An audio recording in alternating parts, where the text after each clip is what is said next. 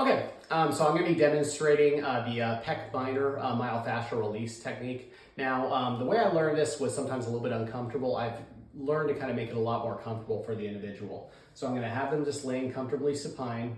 I'm going to have their arm over here. I'm just going to have you just kind of rest your arm on top. We're going to be kind of going through the armpit axilla area. So I'm just going to, you can feel his pec tendon right over here. If you want to make that a little bit more bold, put your hand on your hip and just kind of squeeze right here. Just, make that pec flex a little bit more so you can see where that tendon is. We're going to be kind of hooking under it so we can go underneath that and then head towards the pec minor. So you can relax over. I don't want them actively doing that here. So I'm going to be kind of, and I find if you oscillate, so if you just dive straight through, it's uncomfortable. If you kind of oscillate your way, it makes it a lot better. So I'm going to kind of go through the fascia, kind of oscillate over, and I can use this to kind of help lift up over here.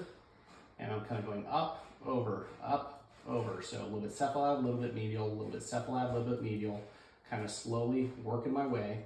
And you can really see that definition of the pec tendon over here as I'm kind of coming under here. You okay? Okay. And again, always watching their face, getting that feedback, and now I'm on top of the ribs. Again, ribs 3, 4, 5 over here. Okay, and so I'm right on top of that pec minor. You feel that right there? Mm-hmm. Okay, and so I just make sure he's relaxed right over here.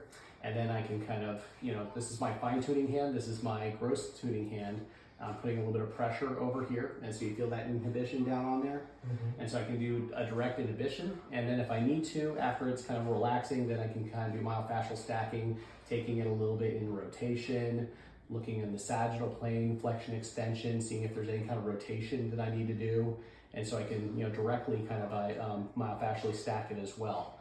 Okay, just until you feel like it kind of relaxes. And very often, notably in thoracic outlet, if they have that Pec Minor variant, they will say that they actually feel that tingling kind of going down into their hand as you're doing that. I just reassure them that that's a pretty normal thing. So that's the Pec Minor release.